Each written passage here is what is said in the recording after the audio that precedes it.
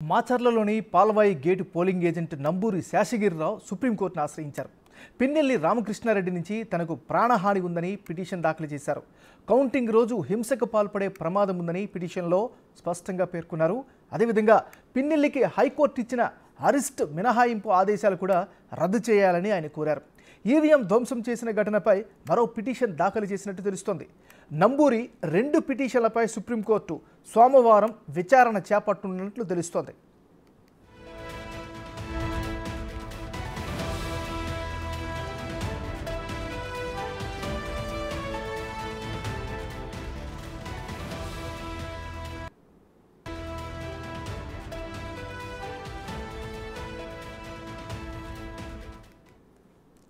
బిల్టన్లో మనం breaking news చూస్తున్నాం. మాచర్లలోని Palvai gate polling agent Namburi Seshagirirao సుప్రీంకోర్టును ఆశ్రయించారు. పిన్నెల్లి రామకృష్ణారెడ్డి నుంచి తనకు ప్రాణహాని ఉందని పిటిషన్ దాఖలు చేశారు. కౌంటింగ్ రోజు హింసకు పాల్పడే ప్రమాదం ఉందని పిటిషన్లో పేర్కొన్నారు. ఇక ఇదే అంశానికి సంబంధించి మరింత తాజా సమాచారాన్ని మా రిపోర్టర్ శివ ఢిల్లీ నుంచి లైవ్లో అందిస్తారు. శివ, చెప్పండి, ఆయన ఏ అంశాలు ప్రధానంగా పేర్కొన్నారు? మీ దగ్గర ఉన్న అప్డేట్స్ ఏంటి? ఎమినర్, గత నెల 13వ తేదీన ఏపీలో జరిగిన ఎన్నికలకు సంబంధించి పాల్వాయి గేటు ఏజెంట్గా ఉన్న నంబూరి శేషగిరిరావుపై దాడి జరిగింది. ఆ దాడికి సంబంధించి పిన్నెల్లి రామకృష్ణారెడ్డిని పోలీసులు అరెస్ట్ చేసినప్పటికీ హైకోర్టులో బెయిల్ లభించడం, దానికి సంబంధించి సుప్రీంకోర్టును ఆశ్రయించారు. డెఫినెట్గా పిన్నెల్లి రామకృష్ణారెడ్డిని అరెస్ట్ చేయాల్సిందేనంటూ నంబూరి శేషగిరిరావు సుప్రీంకోర్టును ఆశ్రయించారు. అంటే 4 సార్లు ఎమ్మెల్యేగా ఉన్న ఈ పిన్నెల్లి రామకృష్ణారెడ్డిని అంటే హౌస్ అరెస్ట్ చేసినప్పటికీ కూడా ఆయన అనుచరుల అరాచకాలు అనేవి రోజు రోజుకు ఎక్కువ అవుతున్నాయి. మరోవైపు కౌంటింగ్ రోజు కూడా అనేక దారుణాలు జరిగే అవకాశం ఉంది. హింసాత్మక వాతావరణం ఉంటుంది. కాబట్టి ఎంతమంది భద్రతా బలగాలు ఉన్నా పిన్నెల్లి రామకృష్ణారెడ్డి అనుచరులు ఇక్కడ ఇప్పటికీ కూడా కొంతమందిని ఫోన్ల ద్వారా ఇంటికి వచ్చి బెదిరిస్తున్నారు. కౌంటింగ్ ఏజెంట్లు కూడా కౌంటింగ్కు వెళ్ళొద్దంటూ కూడా బెదిరిస్తున్నారంటూ కూడా వారి సన్నిహితుల దగ్గర వాపోతూ ఉన్నారు. దానిలో భాగంగా హైకోర్టు ఏదైతే ఆదేశాలు ఇచ్చిందో దానిపై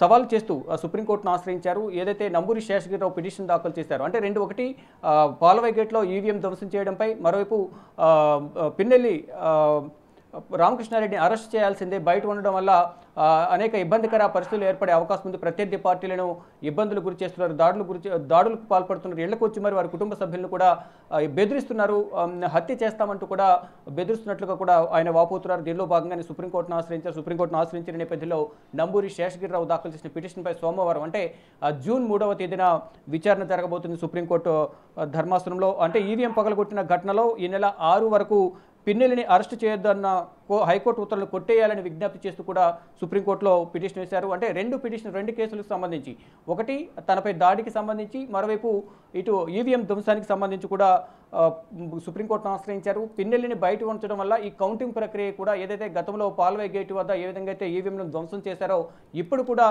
పిన్నెల్లి రామకృష్ణారెడ్డి బయట ఉండడం ద్వారా ఈ కౌంటింగ్ ప్రక్రియ కూడా సజావుగా సాగదు. దానివల్ల వారి అనుచరులను కూడా హౌస్ అరెస్ట్ చేయాలి, పిన్నెల్లిని ముందుగా అరెస్ట్ చేయాలనేది ప్రధానంగా ఆయన డిమాండ్ చేస్తున్నారు. దానిలో భాగంగా సుప్రీంకోర్టును ఆశ్రయించారు. పోలింగ్ రోజు హింసకు పాల్పడిన ఎమ్మెల్యే కౌంటింగ్ రోజు కూడా ఈ దాడులకు పాల్పడే అవకాశం ఉందంటూ కూడా ఆయన ఆవేదన వ్యక్తం చేస్తున్నారు. మొత్తంగా చూసుకుంటే కనుక అంటే ఇటు పిన్నెల్లి రామకృష్ణారెడ్డి నుంచి, వారి అనుచరుల నుంచి, మరికొంతమంది గుర్తు తెలియని వ్యక్తుల నుంచి తనకు ముందుగా వారికి ఎవరికైతే బెయిల్ లభించిందో వారి కుటుంబ సభ్యులకు, ఇతర పార్టీలకు సంబంధించిన ప్రత్యర్థి పార్టీలకు వారి నుంచి గంట ఉంది, దాడులకు పాల్పడే అవకాశం ఉందనేది ప్రధానంగా ఆయన వాపోతున్నారు. దీనిలో భాగంగానే ఎమ్మెల్యే పిన్నెల్లి నుంచి తనకు ప్రాణహాని ఉందని, తనకు భద్రత కల్పించాలనేది ప్రధానంగా ఆయన డిమాండ్ చేస్తున్నారు.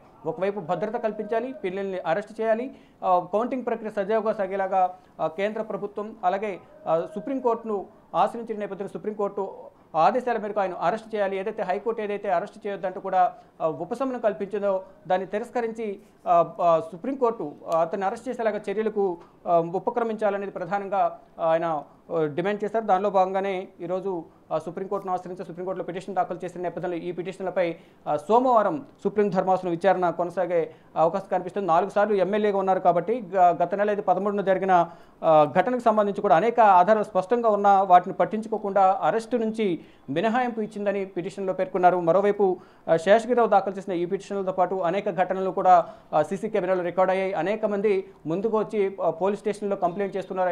అయినా కూడా పోలీసులు వారిపై చర్యలు తీసుకోవడం లేదనేది నంబూరి శేషగిరి శేషగిరిరావు చెప్తూ ఉన్నారు. మొత్తంగా చూసుకుంటే ఏదైతే పిన్నెల్లి అక్రమాలకు అరాచకాలకు సంబంధించి దాడులకు సంబంధించి అనేక ఆధారాలు మా దగ్గర ఉన్నాయి, అనేక మంది సాక్ష్యాలు చెప్పేందుకు సిద్ధంగా ఉన్నారు. కానీ హైకోర్టు ఉపశమనం కల్పించడం అనేది సరైనది కాదు. ప్రాణాలు పోతున్నా మనుషులు ఇళ్లకు వచ్చి కుటుంబాలను బెదిరిస్తున్నారు, వీడియో కాల్ చేసి మరీ చూపిస్తున్నారు, వారి కుటుంబాలను బెదిరిస్తున్నాం, మీరు మాపై దాడికి పాల్పడినా అంటే మాకు వ్యతిరేకంగా పార్టీ కార్యక్రమాల్లో ప్రచార కార్యక్రమాల్లో పాల్గొన్నా మీ కుటుంబాలను చంపేస్తామంటూ కూడా మాకు వీడియో కాల్ చేసి మరీ చూపిస్తున్నారంటూ కూడా నంబూరి శేషగిరిరావు చెప్తూ ఉన్నారు. మొత్తంగా చూసుకుంటే ఏదైతే పిన్నెల్లిపై నమోదైన కేసులకు సంబంధించి ముందస్తు ఉపశమనం కల్పించడం అనేది సరైన పద్ధతి కాదు, చర్యలు తీసుకోవాలి అంటూ కూడా సుప్రీంకోర్టును ఆశ్రయించారు. ఈ నేపథ్యంలోనే సుప్రీంకోర్టులో నంబూరి శేషగిరిరావు ఏదైతే పిన్నెల్లి రామకృష్ణారెడ్డికి సంబంధించి ఏదైతే అరాచకాలకు హింసకు పాల్పడుతున్నారో హింసాత్మక ఘటనలకు సంబంధించి అనేక ఆధారాలు మా దగ్గర ఉన్నాయి. ఆ పోలింగ్ బూత్లకు సంబంధించి కానీ వారి అనుచరులు ఏదైతే దాడులకు పాల్పడ్డారో ఆ సంఘటనలకు సంబంధించి కూడా మా దగ్గర అనేక ఆధారాలు ఉన్నాయి. కాబట్టి వీటన్ని పరిగణనలోకి తీసుకుని పిన్నెల్ని అరెస్ట్ చేయాలి. అరెస్ట్ చేయడం ద్వారా 4వ తేదీన కౌంటింగ్ ప్రక్రియ సజావుగా సాగుతుందంటూ కూడా సుప్రీంకోర్టులో పిటిషన్ దాఖలు చేశారు. కాబట్టి ఈ నేపథ్యంలోనే 4వ తేదీన కౌంటింగ్ ఉంది. ఈ నేపథ్యంలో ముందు రోజు 3వ తేదీన నంబూరి శేషగిరిరావు దాఖలు చేసిన పిటిషన్పై సుప్రీం ధర్మాసనం విచారణ చేపట్టబోతోంది. ఏమన్నారు? Right, thank you Shiva.